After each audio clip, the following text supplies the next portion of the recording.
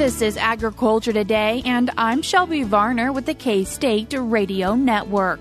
Livestock economist Elliott Dennis from University of Nebraska-Lincoln begins today's show with an update on the cattle market. He shares an in-depth look at cash cattle. Continuing the show is Ernie Minton, Director of K-State Research and Extension, and Dan Moser, Associate Dean in K-State's College of Agriculture, with a conversation about the upcoming Celebrate Agriculture Day. K-State Fisheries and Aquatics Extension Specialist Joe Gerken ends the show with information about how aquaponics works and crucial factors for making them functional.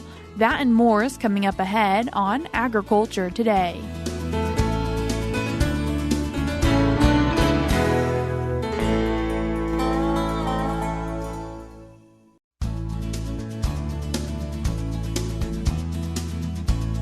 You're tuned in to Agriculture Today, and we start our Monday show with a cattle market update. And this week, we're joined by University of Nebraska-Lincoln livestock economist Elliott Dennis. Elliott, thanks for joining us today. Yes, thanks for having me. Elliott, this is your first time doing the cattle market with us. And so before we hop into the cattle market, giving a little bit of a background about you. And you actually used to be a PhD student here at K-State. Yeah, I was there in 2015 to 2019. I worked with Dr. Schroeder, Dr. Pendle, and Dr. Tonser there. Most of my work was in kind of cattle risk management and some animal health that I was working on. Also worked with the vet college, Brad White, over there as well. And just happy to be on. In 2019, I took the basically what would be equivalent of Dr. Tonser's role over at the University of Nebraska-Lincoln. So I do research and extension. I teach a little, and mainly in that livestock economic space, and then also do animal health as well. Elliott, we're happy to have you joining us, and now hopping into the cattle market and starting off with what cash cattle market is looking like. Yeah, when we're really talking about kind of where we're at in cattle dynamics, what I'm really looking at is really the cow market. That's really fascinating for me right now. We see the slaughter cow prices continue to be up over the 5-year average, over where we're at in 2022. Cutter cow prices still setting records at that $95 a hundredweight nationally. And these are all, price signals saying that we should need to be pulling more cows off the market, which is surprising when we look at where we've been at and the cow slaughter already. Last year we were high. This year we're still over our 5-year average. And so really we're talking about where this brings us in long-term herd liquidation is going into this fall. Right now we're doing our preg checks at end of summer, seeing who's bred up. So can we see some more herd liquidation happening? I think so. And really that really shapes us for our January 1 inventory. What is that feeder cattle supply going to look like really in October, November 2024? But we'll continue to have, tight markets here for feeder cattle in 2023. Are you expecting then to kind of continue to see those high numbers because herd liquidation might still be happening? I think there's some pressure there. I think there's also some incentives to start placing cattle a little bit earlier, and that all kind of feeds into, feedlot profitability. Within the cash cattle market then, Elliott, what are you seeing for feeder? Yeah, so the feeder cattle in Nebraska and really the northern plains in general, we're really, when we talk about 5-6 weights, we're really starting to increase. When we look at what that seasonal chart looks like from January till now, it pretty much was a straight line upwards. We started in Nebraska 5-6 weights at around 220 a hundredweight, and we were peaked around 320, 325 a few weeks back. And now we've kind of come off that peak to about 310. When we look at 7-8 weights, those are our yearlings. We were very, very strong still in Nebraska, and that's pretty consistent across the northern plains. We did start to see some little weakening and consistent with, seasonal trends. And really when I've looked around the northern plains on weekly cash prices, the strong market that hasn't shown really any signs of weakening is the South Dakota market in the 5-6 weight. So continues to have strong prices there, and they're averaging about 310 with a pretty steady upward course. So should we see some places that expected to cool off? Possibly. Really what we consider and start to think about in Nebraska is the steer-heifer spread. And really this is going to be our incentive to retain versus sell. And really where we're at pretty much our 5-year average. And so no no real surprises, at least in Nebraska.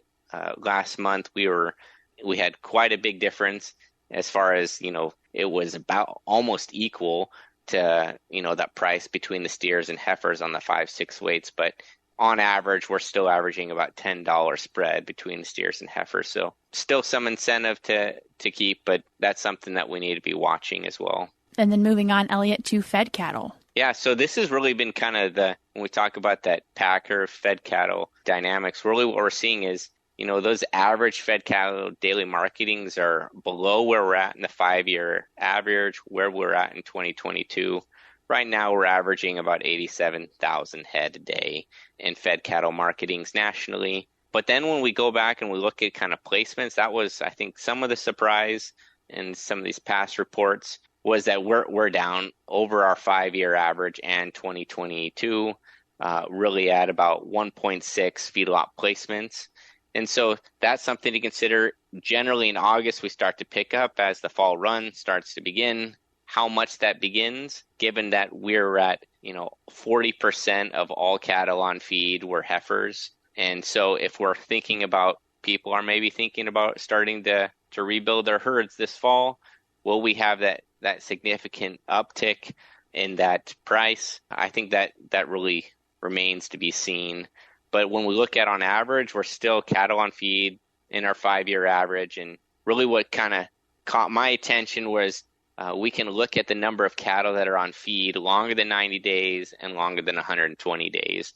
So if we're thinking average daily gain average, about 3.5 pounds per day, and, why are those cattle staying on feed longer? And I think some of that actually goes back to a couple things. First, I think that the choice select spread is still pretty strong. When that tends to be strong, we tend to want to feed cattle longer because the longer we feed cattle, the more likely they are to grade choice or better. And so I think there's still some strong signals out there to continue to feed cattle longer. I think some of that is if we're kind of aiming towards a specific finished weight, and there's some fallacy in why we do that, but we generally try to target a specific weight in Nebraska. It's generally anywhere between 1,400 and 1,500 pounds. But when we look at cattle performance over the last several months, we've had significant issues with cattle performance, pretty high feed to gain ratios and the average daily gains significantly dropped off. So generally, we would expect kind of cattle that were being closed out in June and August to be really trending upward. And really what we've seen over the last several months is they're pretty much flat, about 3.35 pounds per day, really when they should be, rising up to 3.5, 3.6. And so when we're talking about cattle maybe not getting to that final weight, I think it's one of the reasons why we're seeing cattle. And the last is the corn market. The corn market is, generally those cattle that are on feed, we've already bought them.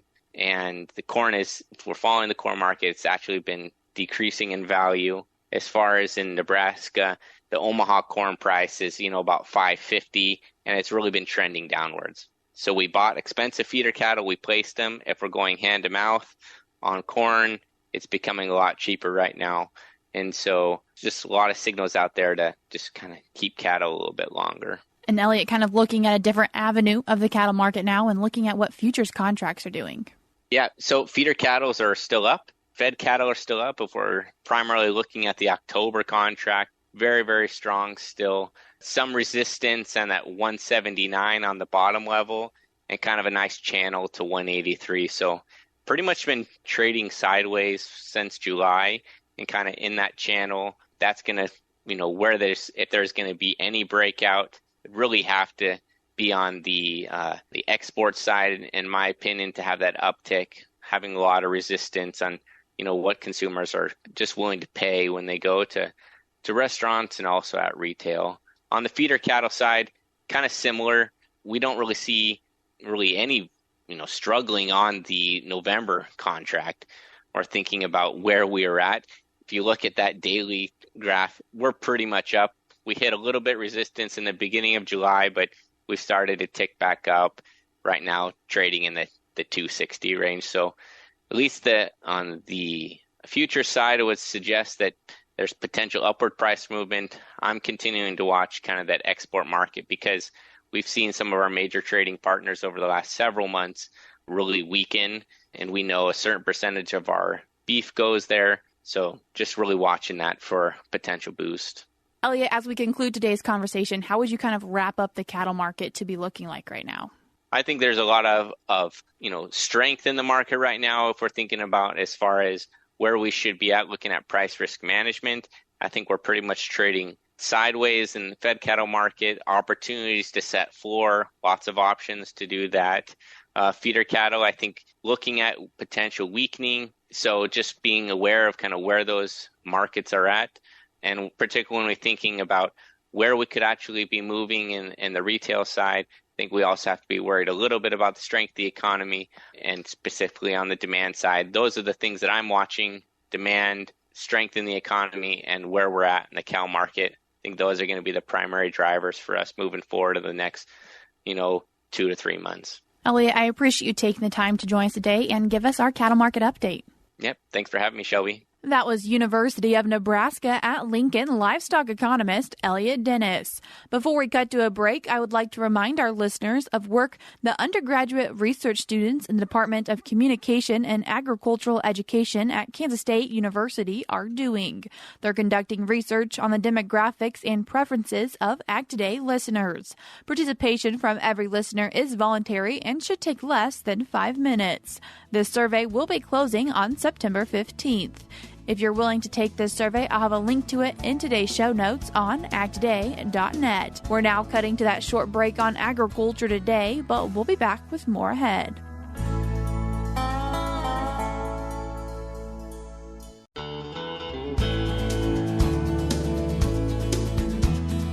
You're tuned in to Agriculture Today, and we continue our Monday show now, discussing an upcoming event that's to celebrate agriculture coming up on September 23rd.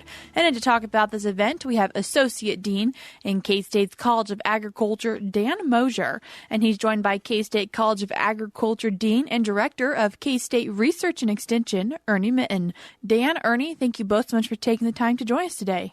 Happy to be here. Absolutely. Talking about the event happening September 23rd, celebrating agriculture, and kind of before we talk a little bit more about that event, talking about K-State and Kansas and agriculture as a whole. And so, Ernie, starting with you, how do you see agriculture being important to Kansas? Well, one of the things that I share often, and particularly for people who don't know about Kansas, is that there are 2.8 million residents of Kansas, and there are about 9 million beef cattle. We are an agriculture state. If you look at land use maps of Kansas, it's quite clear we have a lot of grassland and areas that are not urbanized. And so this is a great place for agriculture to take place. And, I think our state and certainly our university support that. And Ernie, you're heavily involved in K-State Research and Extension as its director. And so are there exciting things happening within that department that relate to agriculture? Yeah, there certainly are. For example, we're at Kansas State Fair time, and when you think of fair, you think of youth activities and livestock and other kinds of events that those youth are involved with, and certainly K-State Research and Extension is all about 4-H and youth activities. So that's happening, just right around the corner, and we've just recently had, actually probably 2 weeks ago, some significant field day activities in our Western Kansas Research and Extension centers. On Thursday last week, I was down at Yates Center for a beef cattle field day there, which was very, very nice. So, yeah, a lot of things are happening right now that happen to coincide, too, with the beginning of classes here on the campus. And talking about beginning of classes, Dan, students are back on campus and back in the College of Agriculture. And so kind of what makes you excited as you see that starting? Oh, sure, Shelby. Yeah, it's very exciting to see the students return to class. We have the largest freshman class we've had in a number of years, up 13% from last year. So it's exciting to see new students come in with ideas and enthusiasm and energy and to kind of bottle some of that and also learn about their dreams and goals and think about how they're going to impact our history. Agricultural education has been a central part of this institution from the very beginning as the the first operational land-grant institution, what was originally known as Kansas State Agricultural College. And we've stayed true to that. And so we offer outstanding programs across the entire breadth of agriculture, from the very traditional things like crop production and livestock production and agronomy and animal science, but all the food processing elements and some things that the people don't always associate with agriculture, such as horticulture and food science and grain and milling science, pet food science, those sorts of things. A wide variety then of things and programs with K-State's College of Agriculture. And how do you see those students kind of entering and supporting the industry of agriculture? Well, there's lots of opportunity at K-State for lots of not only great classroom experiences, but hands-on experiences with animals, plants, food, the environment throughout campus and beyond our campus. A very high percentage of our students will do some sort of internship experience, a paid experience where they get some practical work experience during the time that they're at K-State, and that prepares them very well for successful careers all over Kansas, as well as students that will go into other parts of the country and internationally as well. Talking about all the different opportunities at K-State, K-State has a lot of farms that give those students hands-on experiences. Yeah, one of the things that we're very proud of at K-State is that we've been able to maintain property close to campus that gives students practical hands-on experience on farms with crops, with livestock. That's something sometimes we take for granted, but not every institution offers that. And so it's a great opportunity for students to have a part-time job very close to campus where they can help make some money to cover some of their expenses while learning and working with K-State faculty and staff. Also great opportunities for undergraduate research so that they can be involved in a project that they may eventually publish along the line and give them some experience with research. Those kind of partnerships, those experiences, I think, really add to the student experience and really sets them up well for success in their future careers. And so as we're talking about agriculture, you two have both been involved with agriculture for many, many years and with K-State's College of Agriculture. And so what makes you excited about agriculture, but then also K-State's agriculture? Well, one of the things that, in addition to what Dan mentioned about the arrival of new students in the fall, is always kind of a nostalgic moment because these are high school students or transfer students who are, really stepping into the next stage of their lives. And that's always a very, rewarding activity to be involved with. The other thing I'd mention along those lines is just because of the nature of this college and our connection, which I think is pretty exceptional, is that connection with industry people. And so that's really quite rewarding as well. Our role as a land-grant institution is to support Kansas food, agriculture, and natural resources, and we do that by having close interactions with folks who participate in that. Many of them are our alumni, and so there's an obvious connection for us, and we hear from them, and that helps in some cases direct our research programs and certainly molds our extension programs as well. I think one of the things that keeps me excited about agriculture is it's always changing. And so preparing students to embrace change and understand that the opportunities will be different and the challenges will be different and that they need to prepare those, but they're the talent that's ultimately going to solve those challenges. I teach a small freshman seminar class of 20 students, and it's all premised on changes and how to prepare for change. And I talk about some of the changes I've experienced in my 30 years being involved in agriculture just as examples of what might be possible. But if you think about our challenges with water, our challenges with the environment, with new markets and new global competition, that agriculture is going to look very different when those students are my age. And so my goal is to prepare them for whatever changes come along. Obviously, all very passionate about agriculture, and so hoping to then share that passion at an upcoming K-State football game against the University of Central Florida on September 23rd. And so how are you hoping to kind of share your excitement with agriculture with others? Well, when President Linton became president last year, and so this was his first Celebrate Ag Day football game, and I think as fresh set of eyes, he came in and said, I think we can really elevate the prominence, the excitement around this activity. And so we've taken on in the college an opportunity to really kind of do that. And so we're looking forward to those activities, again, interacting with hopefully future students and also just the public to kind of show what we do here and showcase agriculture for Kansas. Ernie, what are some of the events that are taking place before the game that people can participate in? Well, the Bramlage Coliseum the events will kick off there. There are going to be interactive activities in all aspects of agriculture. I think they have some agriculture machinery there that folks can interact with, and opportunities for photos to be taken in association with Kansas crops, and then the opportunity to meet students who are in our college.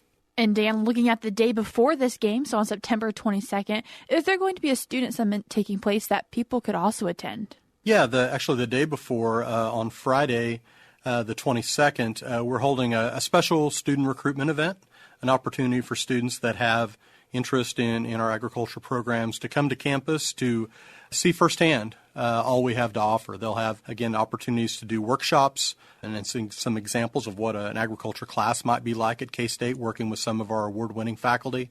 They'll have the opportunity to tour both on campus, campus housing, dining, all the typical things, but also some very extensive with our living laboratories, our classrooms off campus, the agronomy centers, livestock centers, those sort of things. So I think a very immersive opportunity, a chance for those students also to interact with current students, but to learn really what a program in the College of Agriculture at K-State would be all about. Dan, Ernie, I appreciate you both taking the time to join us today and share with us a few things of why you love agriculture. You bet. We enjoyed it. Thank you, Shelby. That was Associate Dean in K-State's College of Agriculture, Dan Moser, and he was joined by K-State College of Agriculture Dean and the Director of K-State Research and Extension, Ernie Minton. They were discussing upcoming Celebrate Ag Day events. The first one is taking place on Friday, September 22nd from 9 a.m. to 5 p.m. Students at this summit will be able to tour campus and residence hall, meet K-State students and faculty, participate in workshops, and explore opportunities in agriculture. The following day, on September 23rd, at the K-State football game against the University of Central Florida, is also a Celebrate Ag Day. Pre-game events to celebrate agriculture will be taking place in Bramlage Coliseum and will include interactive activities, allowing participants to check out the latest ag machinery, take pictures around Kansas crops, and once again meet current K-State College of Ag students. I will place links to more information about all of these activities in today's show notes, which you can find on agtoday.net. You're also able to find out and navigate to these events by going to ag.k-state.edu. We're cutting to a short break now on Agriculture Today, but we'll be back with more ahead.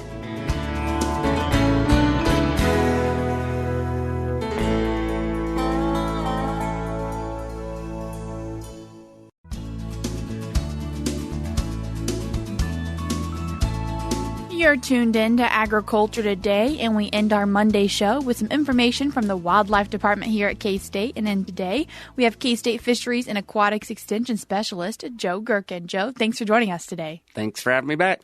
Joe, you want to talk about aquaponics today. And so first off, what is aquaponics? Well, a lot of us are probably familiar with animal waste that we have in a lot of our ag production facilities. And so, generally we take those wastes and we recycle them, we dry them out, and we use that manure on agriculture fields. So that's a form of fertilizer that we use in a lot of fields, kind of not necessarily the main reason that we're growing these cattle, but kind of a benefit we've learned and part of the management process. And so aquaponics is a similar concept to that. So we're going to grow an animal. We're going to use their waste to grow some sort of other product or use it as fertilizer. So with aquaponics specifically, we're usually growing an aquatic organism. Usually it's fish. And then we're going to also circulate that water, use some of those nutrients from the fish then to grow plants. So a lot of times we're growing lettuces or tomatoes or something like that. So that process that we see all the time in agriculture, just in an aquatic setting, is aquaponics. So really, how does that system work of getting the waste from the fish to whatever you're growing? So all of the water is connected. So we have different tanks in an aquaponics system, and there's really three main areas. There's a few more intricacies, but three main areas. So we have fish that are growing in one tank, we have plants in another, and really what we need to focus on are bacteria. That's really important for the process of breaking down the fish waste, getting that waste into a form that then the plants can use. And so the bacteria are working in a process that's called nitrification. When fish are living their life cycle. They're obviously excreting waste through digestion. But a lot of the waste that fish produce come from their gills from breathing, so they create a lot of ammonia. That gets broken down by bacteria into nitrites and then nitrates, and plants can use those nitrates. So not to get too technical on you there, too sciencey, but I think it's important to understand that we're taking a waste from a fish, growing those bacteria so that they can break down those wastes into something that the plants can use. So aquaponics, I tell people all the time, what we're harvesting are fish and plants. What we really need to be good at growing are those bacteria to make sure our water quality stays happy and where it needs to be for the fish and the plants. Talking about water, how does temperature and pH play into all of this? Sure. So one of the big aspects you need to think about with aquaponics is, keeping everything happy can be really hard to do. And so some fish don't like really high temperatures. Tilapia, which are probably the most common fish grown in these situations, don't like colder temperatures. And so thinking about growing them in the winter, it wouldn't work very well if all your fish are dead in your system. So making sure you match your temperatures together.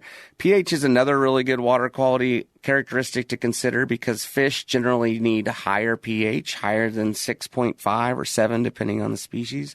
And a lot of plants need lower pH, less than 6 to thrive. And so kind of finding that balance that works in the system, it takes a lot of effort and a lot of expertise. And so it's not as easy as just dumping some fish and plants into a system and hoping you're good. There's some technicalities to it. So for people who think aquaponics sounds kind of cool, what are some caveats you'd like to tell them before they jump in? Sure. So there are some benefits. I think that aquaponics are sustainable. They're space efficient.